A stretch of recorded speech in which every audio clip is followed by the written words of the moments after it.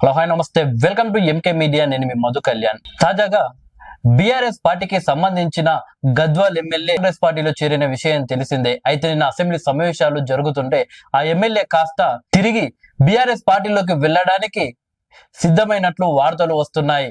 ఆయన కాస్త కేటీఆర్ గారితో నిన్న సమావేశం కూడా కావడం జరిగింది. అయితే ఆ తర్వాత భద్రాచలంకి సంబంధించిన తెల్లం వెంకట్రావు బీఆర్ఎస్ పార్టీ నేతలతో కాసేపు ముచ్చటించడం, అది కాస్త దొంగచాటున్న ఆ ఫోటోను తీసి సోషల్ మీడియాలో చక్కర్లు చేస్తూ బీఆర్ఎస్ పార్టీ నాయకులు ఆనందం పొందుతున్నారు అని తెల్లం వెంకట్రావు తెలిపారు. అసెంబ్లీలో పార్టీకి సంబంధించిన భవనాలు కావచ్చు, రూములు కావచ్చు ఎక్కడా లేవు. ఒక శాసనసభ్యుడిగా మిగిలిన శాసనసభ్యులు కలిస్తే వాళ్ళతో ఉన్న పరిచయాల కారణంగా వాళ్ళతో కలిసి మాట్లాడాను తప్పితే నేను తిరిగి బీఆర్ఎస్ పార్టీలోకి వెళ్లే ప్రసక్తే లేదు, నేను కాంగ్రెస్ లోనే కొనసాగుతాను అని తెల్లం వెంకట్రావు తెలపడం జరిగింది. అయితే ఒక ఎమ్మెల్యేను తిరిగి వాళ్ళ పార్టీ ఎమ్మెల్యే, అంటే వాళ్ళ పార్టీ తరఫున గెలిచిన ఎమ్మెల్యేనే కాంగ్రెస్ పార్టీలో చేరాడు.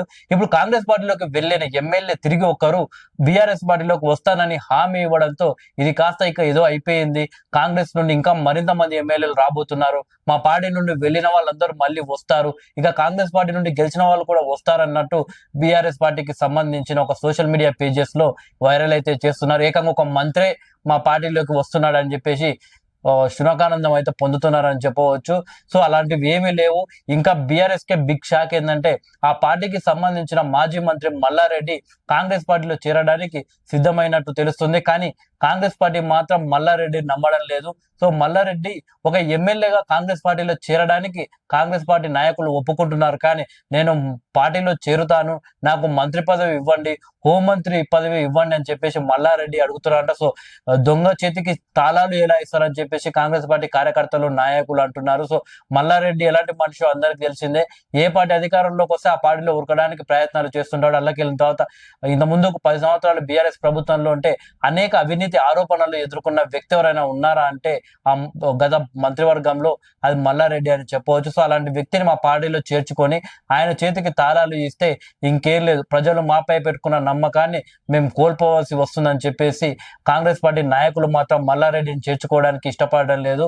సో ఒకవేళ చేరినా కానీ ఎమ్మెల్యేగా చేరాలి, కానీ మంత్రి పదవి మాత్రం ఇచ్చే ప్రసక్తే లేదని కాంగ్రెస్ పార్టీ నాయకులు చెప్తున్నారు. సో మల్లారెడ్డి నిన్న మీడియాతో చిట్చాట్ చేస్తూ నేను కాంగ్రెస్ పార్టీలో చేరడానికి సిద్ధంగా ఉన్నాను, నాకు హోంమంత్రి పదవి ఇవ్వమని చెప్పండి, కానీ రేవంత్ రెడ్డి వినట్లేదు, మీరే మధ్యవర్తిత్వం చేసి నన్ను పార్టీలో చేరే విధంగా మీరు ఒప్పించాలి అని చెప్పేసి మల్లారెడ్డి కోరడం జరిగింది.